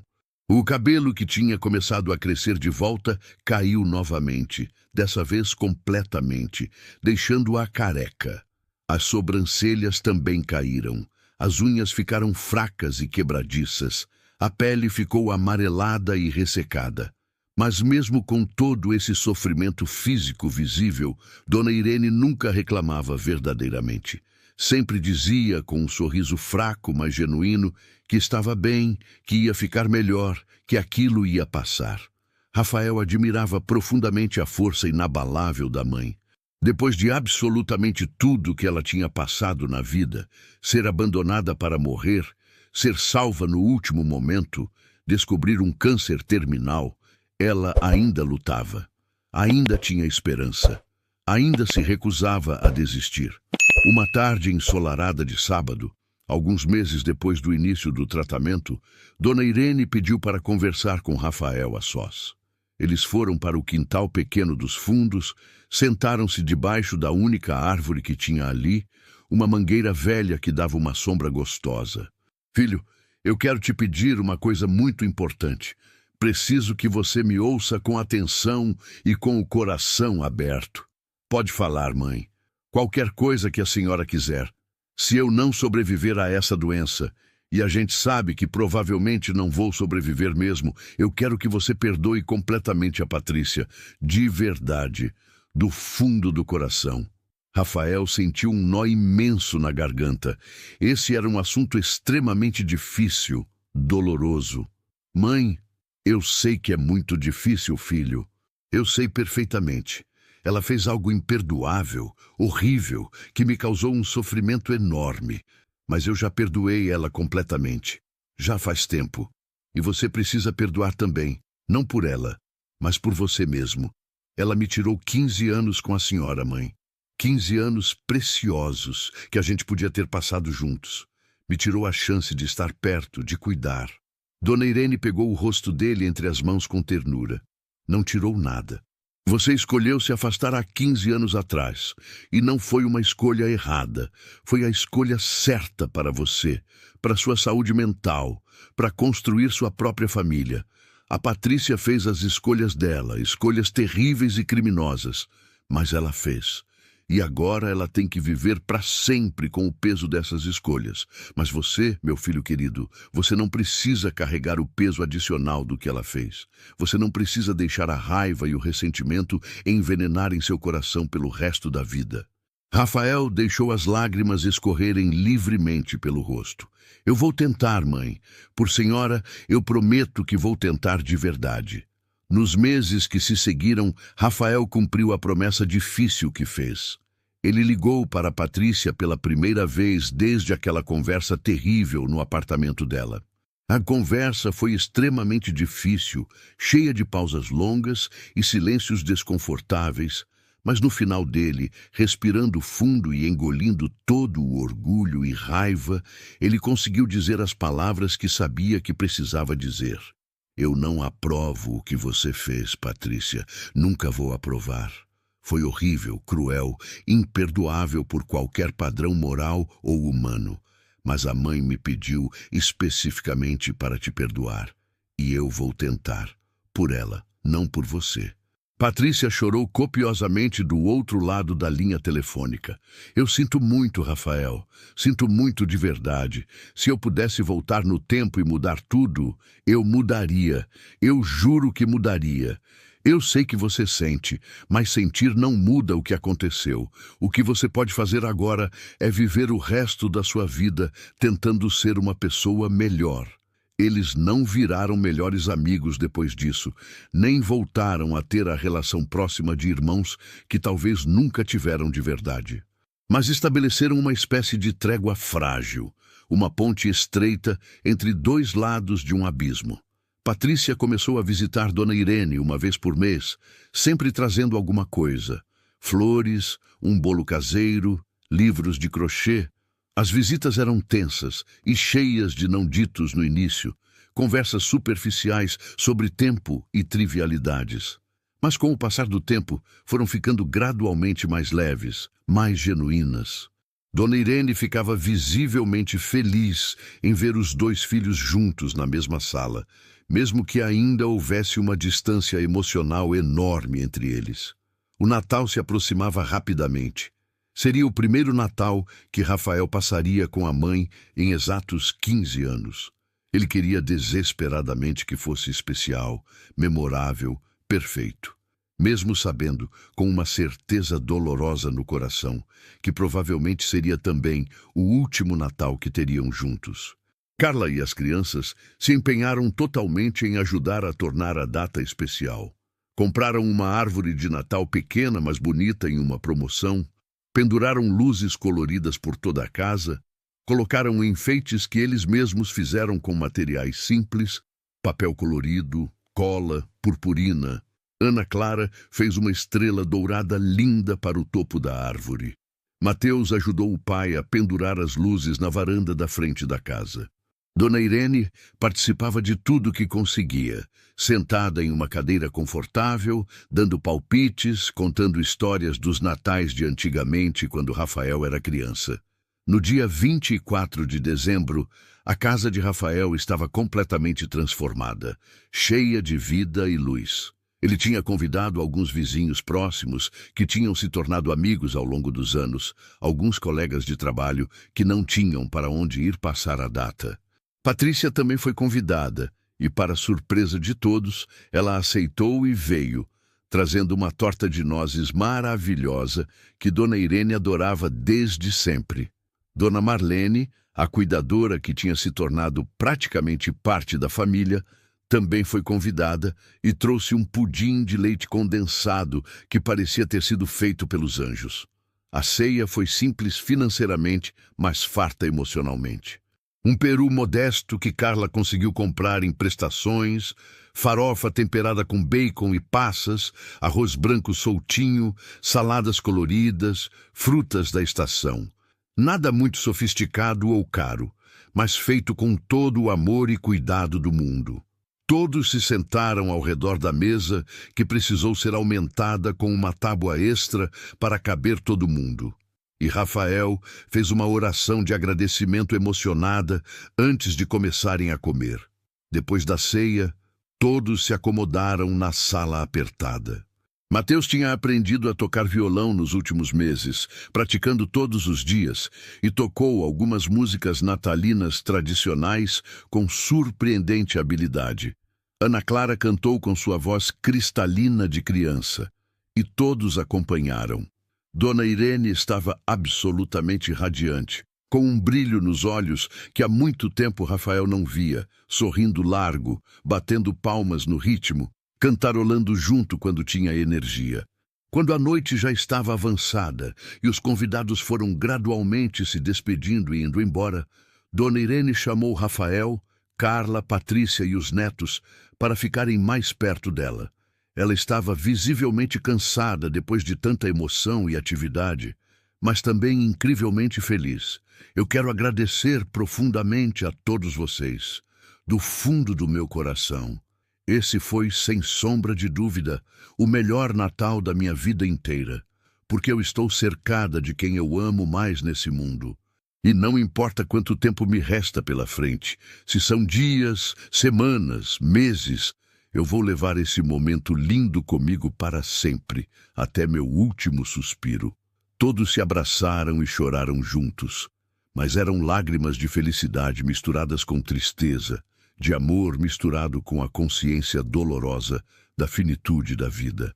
Janeiro trouxe mudanças significativas e preocupantes no quadro de saúde de Dona Irene.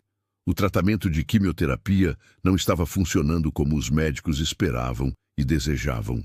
Na verdade, o tumor não tinha diminuído nem 1 milímetro sequer. Pelo contrário, os exames de controle mostravam que tinha crescido, estava se espalhando, invadindo outros tecidos. O médico oncologista chamou Rafael para mais uma conversa difícil e dolorosa no consultório. Sinto muitíssimo ter que dizer isso, Sr. Rafael, mas eu acho sinceramente que chegou o momento de considerarmos interromper a quimioterapia e mudar o foco para cuidados paliativos exclusivamente. O tratamento está causando muito sofrimento para ela sem trazer os benefícios que esperávamos. O objetivo agora deveria ser manter a qualidade de vida dela pelo tempo que resta, minimizar a dor, maximizar o conforto e a dignidade. Rafael tinha se preparado mentalmente para essa possibilidade durante semanas, mas ouvir as palavras em voz alta ainda doía profundamente. Era como levar um soco no estômago. Quanto tempo mais ela tem, doutor? Seja completamente honesto comigo, por favor. O médico hesitou, claramente desconfortável, mas sendo profissionalmente honesto. Semanas. Possivelmente 1 mês, talvez 2, se tivermos muita sorte e o organismo dela lutar muito, mas não muito mais que isso. Rafael saiu do hospital com o coração completamente partido em 1000 pedaços. Quando chegou em casa, Dona Irene estava dormindo na cama, pálida, respirando com dificuldade. Ele se sentou na cadeira ao lado e apenas ficou ali observando, memorizando cada detalhe do rosto dela, das mãos calejadas pelo trabalho de uma vida inteira, das rugas que contavam histórias. Carla entrou no quarto silenciosamente e colocou a mão reconfortante no ombro dele. Como você está se sentindo? Não sei ao certo. Acho que ainda não caiu completamente a ficha da realidade. A gente vai passar por isso juntos, amor. Eu, você, as crianças, todos juntos. E a gente vai fazer com que os últimos dias dela sejam os melhores possíveis. Ela merece isso, e foi exatamente o que fizeram, com dedicação total. Rafael tirou licença completa do trabalho, usando férias acumuladas e algumas faltas que sabia que teria que repor depois, mas não se importava. Carla fez o mesmo. Eles literalmente pararam suas vidas para se dedicar integralmente a Dona Irene. Passavam os dias inteiros com ela, conversando sobre tudo e sobre nada, relembrando histórias antigas da família, olhando fotos amareladas de quando Rafael era criança, rindo de memórias bobas, mas preciosas, chorando juntos em momentos de emoção intensa. Mateus e Ana Clara, mesmo sendo crianças, entenderam a gravidade e importância do momento. Faltavam algumas aulas na escola para ficarem com a avó, e os professores, quando souberam da situação, foram extremamente compreensivos e solidários. As crianças liam histórias para ela, mostravam desenhos novos todos os dias, contavam sobre os amigos, sobre os sonhos que tinham para o futuro. Dona Irene ficava cada dia mais fraca, visivelmente definhando. Mal conseguia falar na maior parte do tempo, mal conseguia comer, o corpo simplesmente não aceitava mais comida sólida. Mas sempre que abria os olhos, que conseguia focar o olhar, e via a família toda ao redor dela, sorria. Aquele sorriso cansado, mas genuíno, que dizia mais que 1000 palavras. Fevereiro chegou trazendo chuvas torrenciais que caíam sobre Itumbiara. A cidade ficou parcialmente alagada em alguns pontos mais baixos. Trovões ecoavam dia e noite, raios cortavam o céu escuro. Mas dentro da casa de Rafael, apesar da tempestade lá fora, havia uma calmaria estranha, uma paz melancólica. Dona Irene estava claramente em seus últimos dias de vida. O corpo já não respondia mais, as funções básicas falhando uma a uma. Rafael não saía mais do lado dela nem por 1 minuto. Dormia na cadeira ao lado da cama. Acordava a cada pequeno movimento, a cada suspiro diferente. Carla trazia comida que ele mal tocava, café que esfriava antes de ser bebido.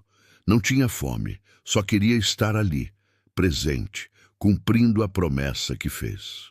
Na madrugada do dia 7 de fevereiro, durante uma tempestade particularmente forte que sacudia as janelas da casa, Dona Irene acordou. Ela tinha estado inconsciente ou semiconsciente durante os últimos 3 dias, mas de repente abriu os olhos, e eles estavam surpreendentemente claros, focados. Olhou para Rafael, que estava ali, como sempre, e fez um sinal fraco com a mão para ele se aproximar mais. Filho, a voz era menos que um sussurro, apenas um movimento dos lábios. Tô aqui, mãe. Sempre tô aqui. Obrigada por tudo, por me encontrar, por me salvar, por me amar. Rafael sentiu as lágrimas caírem incontrolavelmente pelo rosto. Não precisa agradecer nada, mãe. Eu que agradeço por ter sido seu filho. Eu te amo. Sempre amei. Sempre vou amar. Eu também te amo, mãe, mais que tudo nesse mundo. Dona Irene fechou os olhos devagar, um pequeno sorriso de paz nos lábios. Soltou um último suspiro longo e suave. O peito que subia e descia com dificuldade finalmente parou de se mover. Ela tinha partido. Rafael segurou a mão da mãe por longos minutos, incapaz de aceitar, de processar. Carla, que estava no quarto ao lado, ouviu o silêncio e entrou. Quando viu a cena, correu e abraçou o marido, chorando junto com ele. As crianças acordaram com o barulho do choro e vieram também. Todos se reuniram ao redor de Dona Irene, segurando suas mãos, se despedindo, agradecendo por ter existido, por ter sido parte das vidas deles. Patrícia, que tinha passado a noite ali também pressentindo que o fim estava próximo, apareceu na porta do quarto. Quando viu que a mãe tinha partido, caiu de joelhos no chão e soluçou como uma criança, liberando anos de culpa, arrependimento e dor. O funeral aconteceu 3 dias depois, em uma manhã de céu limpo depois da tempestade. Foi simples e digno, exatamente como Dona Irene teria desejado. Muita gente apareceu, mais do que Rafael esperava. Vizinhos que ela tinha conhecido apenas nos últimos meses, Dona Marlene e sua família inteira, colegas de trabalho de Rafael e Carla, professores das crianças, até algumas pessoas do povoado de Santa Rita que tinham ouvido a história e vieram prestar respeito. Rafael fez um discurso emocionado no velório. Com a voz embargada, mas firme, falou sobre a mãe, sobre a força incomparável que ela tinha, sobre tudo que ela tinha ensinado sobre perdão, sobre resiliência, sobre amor incondicional. Falou sobre a importância da família, de cuidar de quem amamos enquanto ainda há tempo, de não deixar para amanhã as palavras e gestos de carinho que podem ser dados hoje. Quando terminou de falar, não havia uma pessoa sequer com olhos secos naquela pequena capela. Todos tinham sido tocados pela história de Dona Irene, pela jornada incrível dela, desde o abandono até a redenção, desde a morte iminente até os meses finais, cheios de amor e dignidade. Depois do enterro, Rafael voltou para casa em silêncio. O quarto de Dona Irene estava vazio agora, a cama arrumada, os pertences organizados.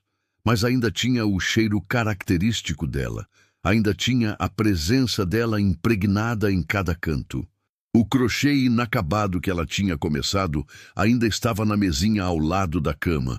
Os óculos de leitura que ela usava estavam em cima da cômoda. As pantufas que ela adorava usar estavam organizadas ao lado da porta. Carla entrou no quarto e envolveu o marido em um abraço apertado e longo. Ela teve muita sorte de ter você como filho, Rafael. Rafael balançou a cabeça, discordando gentilmente. Não, amor. Eu é que tive sorte de ter ela como mãe. E tive ainda mais sorte de ter conseguido fazer o certo nos últimos meses da vida dela, de ter dado para ela a dignidade e o amor que sempre mereceu. Nos dias que se seguiram, Rafael começou lentamente o processo doloroso de lidar com a perda, de processar o luto. A dor era imensa, profunda, às vezes paralisante. Mas junto com a dor, havia também uma paz estranha e reconfortante. Ele tinha feito tudo o que podia. Tinha cumprido cada promessa. Tinha dado para a mãe os melhores últimos meses possíveis. Não tinha nada para se arrepender, nenhum remorso para carregar. Patrícia ligou algumas vezes nas semanas seguintes. As conversas eram ainda tensas, cuidadosas, mas havia algo diferente agora. Havia um começo genuíno de cura na relação entre os dois irmãos. Eles tinham perdido a mãe, mas no processo tinham se reencontrado como família. Ainda havia muita coisa para resolver, muitas feridas para cicatrizar completamente, mas pela primeira vez em 15 anos havia esperança real de reconciliação. Um mês depois da morte de Dona Irene, Rafael recebeu um envelope pelo correio. Era do hospital de Itumbiara. Dentro havia uma carta que o médico que cuidou dela tinha guardado para ser entregue exatamente um mês após o falecimento.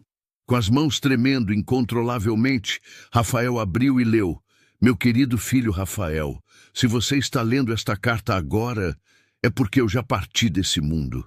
Não fique triste ou arrasado por muito tempo. Eu vivi uma vida longa e cheia, com muitos altos e baixos inevitáveis, com sofrimentos, mas também com alegrias imensas. E no final, nos meus últimos meses, eu tive exatamente o que mais importava nesse mundo: amor verdadeiro e incondicional. Você me deu isso de volta, filho. Você e sua família maravilhosa me deram os melhores meses da minha vida inteira. Não guarde mágoa ou raiva da Patrícia. Ela errou terrivelmente, cometeu um crime horrível, mas está genuinamente arrependida. Cuide dela como cuidou de mim quando mais precisei. Ela é sua irmã, é minha filha, e merece uma segunda chance de ser uma pessoa melhor. Cuide muito bem de você também, meu filho querido. Cuide da Carla e dos meus netos lindos. Viva sua vida plenamente, ame intensamente, perdoe generosamente e seja sempre o homem bom e íntegro que você é. Você me deu o maior presente que uma mãe pode receber: dignidade, respeito e amor nos momentos finais. Por isso, sou eternamente grata. Eu te amo mais que todas as estrelas do céu, mais que todos os grãos de areia do mar. E vou continuar te amando de onde quer que eu esteja agora. Obrigada por ter sido meu filho. Foi a maior honra e alegria da minha vida. Com todo o amor do universo, sua mãe que te ama eternamente, Irene. Rafael leu e releu a carta inúmeras vezes, as lágrimas caindo sobre o papel, manchando levemente a tinta. Depois, com todo o cuidado do mundo, dobrou a carta e a guardou em uma caixa especial junto com as fotos mais preciosas que tinha da mãe. Saiu para a varanda dos fundos e ficou ali parado, olhando o céu que estava começando a ganhar as cores quentes do pôr do sol. Respirou fundo, sentindo a brisa suave da tarde no rosto. E pela primeira vez desde que Dona Irene tinha partido, conseguiu sorrir de verdade, porque sabia, com absoluta certeza no coração, que onde quer que ela estivesse agora, estava finalmente em paz completa. Estava livre de sofrimento, livre de dor, livre de abandono. E ele também estava em paz, sabendo que tinha feito tudo certo, que tinha honrado sua mãe da melhor forma possível. A vida continuaria. As feridas do luto iriam cicatrizar devagar com o tempo. Mas o amor, aquele amor profundo e incondicional entre mãe e filho, esse permaneceria para sempre vivo em seu coração. Se essa história tocou profundamente o seu coração e fez você refletir sobre a importância da família, deixe nos comentários o que você sentiu e qual foi a parte que mais te emocionou. Sua participação e suas palavras são muito importantes para nós. E não esquece de se inscrever no canal e deixar seu like para não perder nenhuma das nossas próximas histórias, que vão continuar te emocionando. Um abraço carinhoso a todos e até a próxima história.